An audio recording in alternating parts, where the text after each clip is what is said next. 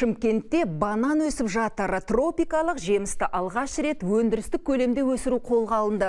Отандық банан өсетін жылыжай қазір қаладағы туристік орындардың біріне айналды.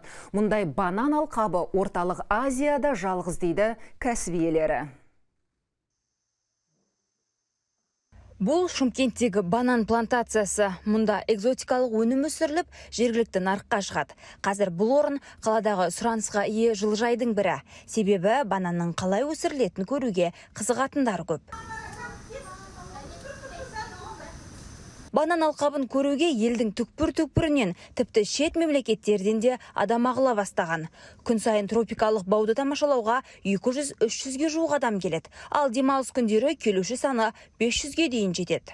Жазғы лагерьді қызықты өткізу үшін балаларды алып келдік. Жаңа Түлкібас өңірінен көріп тамашаласын, өзге өздерімен көрсін деген мақсатта.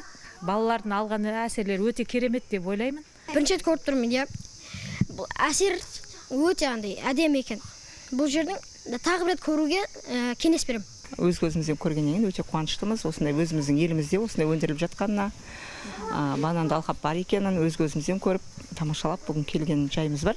Кәсіп иелерінің айтуынша, бұл Орта Азиядағы алғаш әрі жалғыз банан плантациясы.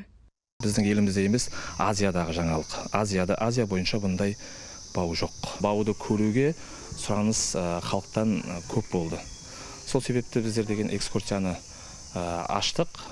Экскурсиядағы келген халықтың қуанышы, ризашылығы өте жоғары. Банан бағы 5 гектар аумақты алып жатыр. Мұнда 7000-нан астам түп ағаш бар. Бір ағаш 50-60 келі жеміс береді. Отандық өнімнің бағасы да арзан. Келісі 650 теңге. Бұл еліміздегі ең төмен баға деуге болады. Гүлдана Сидорасул, Мирас Ашенов, 7 арна, Шымкент.